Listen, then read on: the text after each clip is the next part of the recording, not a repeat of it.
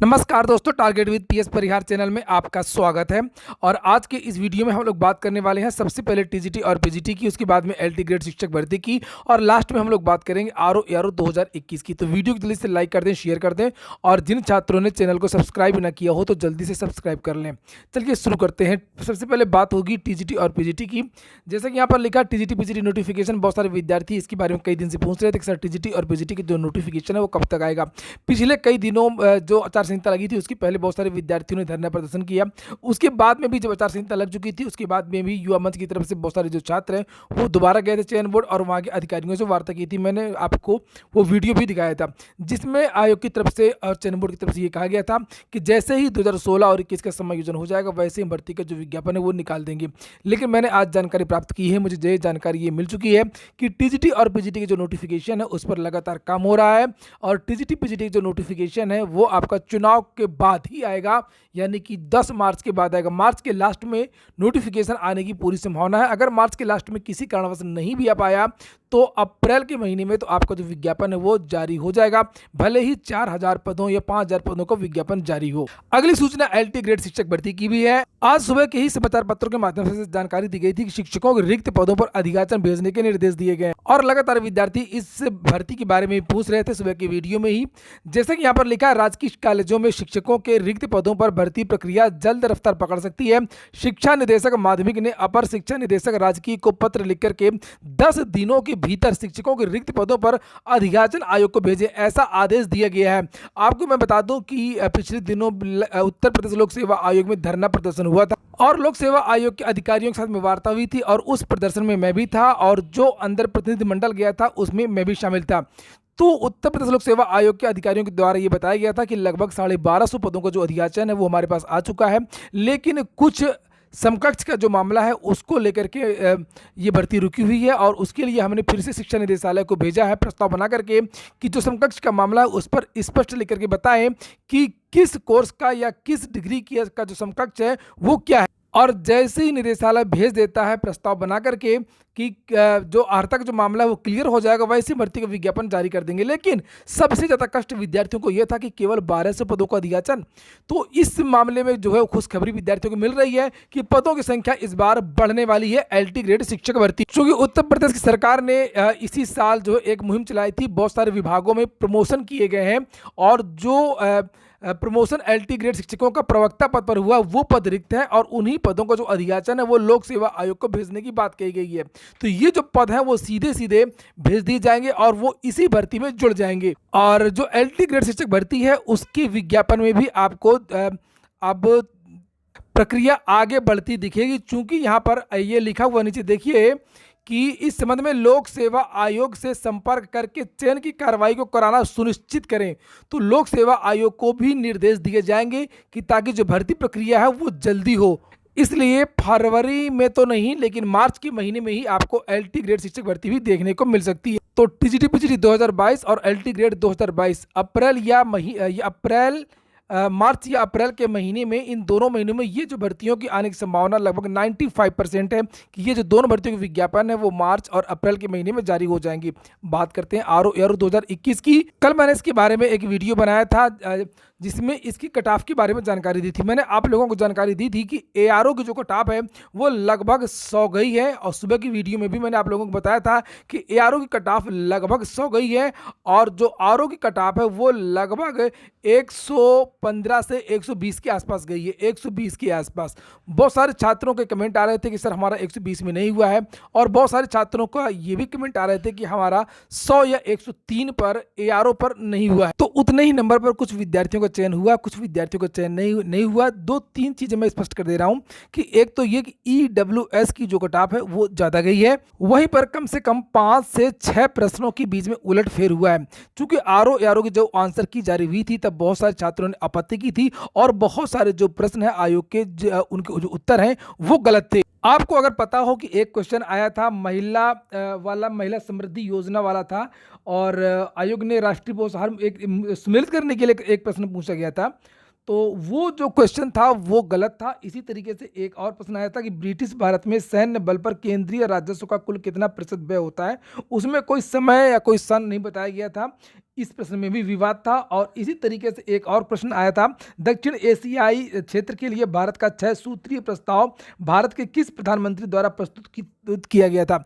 तो ये प्रश्न भी विवादित था। भारत वन स्थिति रिपोर्ट 2019 के अनुसार किन जनजातीय जिलों की संख्या 2019 के अनुसार निम्नलिखित में से किस राज्य में जनजातीय जिलों की संख्या सबसे अधिक है, और उसमें नागालैंड, मेघालय, मिजोरम और मणिपुर का स्थान था। तो इस पर भी विद्यार्थियों ने आपत्ति दर्ज कराई। और सबसे ज्यादा जो विवाद था वो था जीवाश्म ईंधन के बाद भारतवर्ष की ऊर्जा आवश्यकताओं की पूर्ति के लिए दूसरा सबसे महत्वपूर्ण स्रोत है।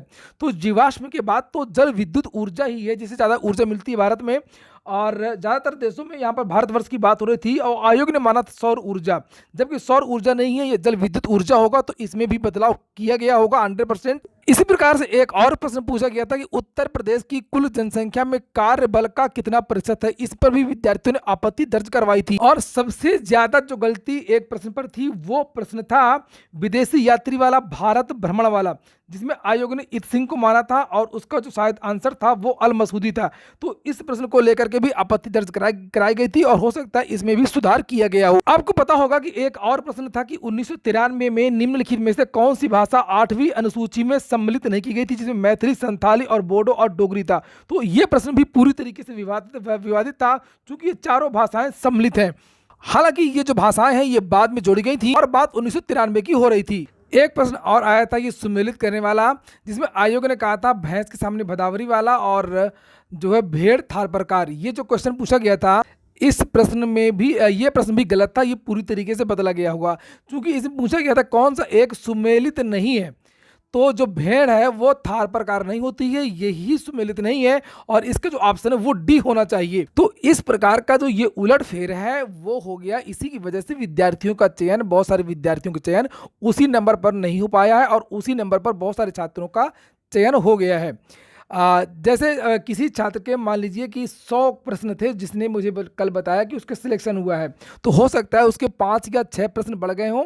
और जिन छात्रों का जो नंबर जो बता रहे हैं कि हमारा 107 था या 106 था और एआरओ में नहीं हुआ है, सामान्य वर्ग के छात्र या ओबीसी के, तो हो सकता है कि उनके यही नंबर कम हो गए हों, प्रश्नों के जो उत्तर हैं वो बदल दिए गए हों, तो उनका सिलेक्शन 102 या 100 में ना हो पाया हो और जो कट ऑफ है वो 100 से बढ़ गई हो, जो विद्यार्थियों के नंबर सही हो गए हो, 105 हो गए हों। तो ये अंतर एक आ सकता है, चूंकि लगभग 10 से 12 प्रश्नों पर विद्यार्थियों ने आपत्ति दर्ज करवाई थी और कम से कम 5 या 6 में तो उत्तर प्रदेश लोक सेवा आयोग को बदलना पड़ा ही होगा। जैसे भेड़ वाला क्वेश्चन आपने देखा, जीवाश्म वाला देखा कि उसमें सौर ऊर्जा नहीं होगा, तो बहुत सारे इस तरीके के प्रश्न थे जिसके जो कारण, चाहे आप लोग मेरा जो कल का वीडियो था यहाँ पर देख सकते हैं, कमेंट बॉक्स में बहुत सारे छात्रों ने बताया। कल शाम को मैंने वीडियो बनाया था, ये देखिए एक छात्र इन्होंने लिखा कि 102 नंबर बीकॉम ओ लेवल है, ये क्वालिफाइड हुए हैं, एआरओ में दोनों में हुआ है, इनका सेक्रेटरिएट में भी हुआ है, यूपीपीएससी में भी हुआ है और रेवेन्यू में भी हुआ है। यहाँ पर एक और कोई छात्र है, उन्होंने भी देखिए बताया है कि लोवेस्ट जो मैंने सुना है जनरल कैटेगरी में आरओ के लिए वो 113 समथिंग है, 115 में भी हुआ है। एक का कट ऑफ कम गई है 7-8 मार्क्स तक, टेलीग्राम पे कई लोगों ने बताया है। एक और कोई छात्र है सुजल, 113 इन्होंने बताया। तो वहीं पर कोई है शुभम अली, उनका कहना कि 105 पर इनका नहीं हुआ है, तो इनका ईडब्ल्यूएस है। ऐसे ज़्यादातर छात्र जिनका सिलेक्शन नहीं हुआ ज़्यादा नंबर पर,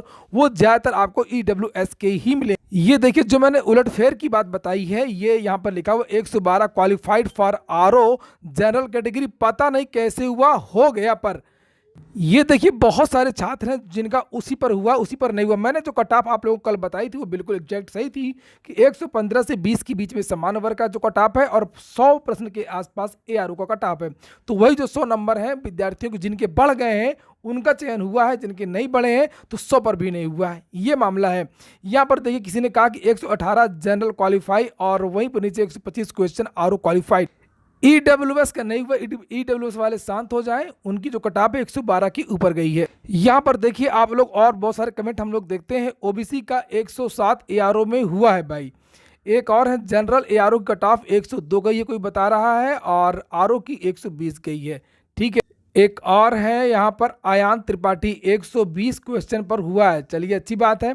एक और है एस्पायरेंट लर्नर, इन्होंने कहा कि 112 जनरल कैटेगरी आरओ में इनका हो गया है, तो हो सकता है इनके 5 से जो 6 क्वेश्चन है वो बढ़ गए। मुझे लगता है कि इस परिणाम में कम से कम विद्यार्थियों के छः छः नंबर तक बढ़े, किसी के 3, किसी के 4, किसी के 5, किसी के 6, जिस तरीके से उन्होंने विकल्प का चयन किया होगा। तो ये ऐसे बहुत सारे छात्र हैं, आप पूरी लिस्ट देख सकते हैं, जिनका ये कहना है Sunny M qualified for ARO 116 general, 116 BC qualified. आपको बता दूं एक बात और कि यहाँ पर कि कम से कम 6 नंबर तक का उलटफेर यहाँ पर देखने को मिला है, और बहुत सारे जो छात्र हैं उतने ही नंबर पर नहीं हुआ है, उतने ही नंबर पर हुआ है। और ये देखिए 119, चूंकि कुछ छात्र ऐसे हुए हैं जिनके मेरे पास कमेंट आए हैं, जिन्होंने सोचा नहीं था कि उनका सिलेक्शन प्रारंभिक परीक्षा में हो जाएगा, मुख्य परीक्षा के लिए, लेकिन उनका सिलेक्शन हो गया है। एक और छात्र हैं कोई VK पटेल, इन्होंने कहा कि आंसर किसी में लाया है 104 OBC ARO में इनका हो गया है। कोई है RK गुप्ता, इन्होंने अपनी कैटेगरी तो नहीं बताई है, लेकिन ये इन्होंने लिखा है ARO, इनका ARO में हुआ है और 115 में हुआ है। ये देखिए, मतलब बहुत सारे ऐसे छात्र हैं जिनका कहना 102, 101, 103 में ARO में हुआ है, और ऐसे बहुत सारे जो छात्र हैं जिनका कहना है कि 115 या 116 में ARO हुआ है। तो इसकी जो डेडलाइन हम लोग मान सकते हैं ARO की, कि ARO की जो कट ऑफ है वो 116 या 17 के आसपास, वो नंबर घटने वाला बढ़ने वाला उसको अगर थोड़ा सा हटा दें, नज़रअंदाज कर दें, और 102 या 3 के आसपास या 100 के आसपास जो है वो ARO की गई है। बहुत सारे छात्र हैं, एक नहीं है, कोई एक और भी है। देखिए नित्या सिंह कुशवाहा लिखा है, इन्होंने भी बताया है। देखिए एक और छात्र हैं शिव मंगल यादव, 102 क्वेश्चन ARO में इनका हो गया है। एक और छात्र हैं अजय कुमार यादव, ये लोएस्ट कट ऑफ अब तक की मिली है 100 ARO की, ARO में हुआ है 100। अजय कुमार यादव ये 100 पर हुआ है ARO के लिए। तो यहाँ से काफ़ी कुछ चीज़ें आपको स्पष्ट हो गई होंगी कि आखिरकार ये जो ऐसा क्यों लग रहा है कि उसी नंबर पर किसी का हुआ है, उसी नंबर पर किसी का नहीं हुआ है। तो ये सारा का सारा जो उलटफेर है वो बस वही उत्तर कुंजी को लेकर के है और कुछ नहीं है। जो लोवेस्ट कट ऑफ है ARO की वो 100, और जो ARO की जो लोवेस्ट कट ऑफ है वो 115 या 16। पूरा वीडियो सुनने के लिए बहुत बहुत धन्यवाद।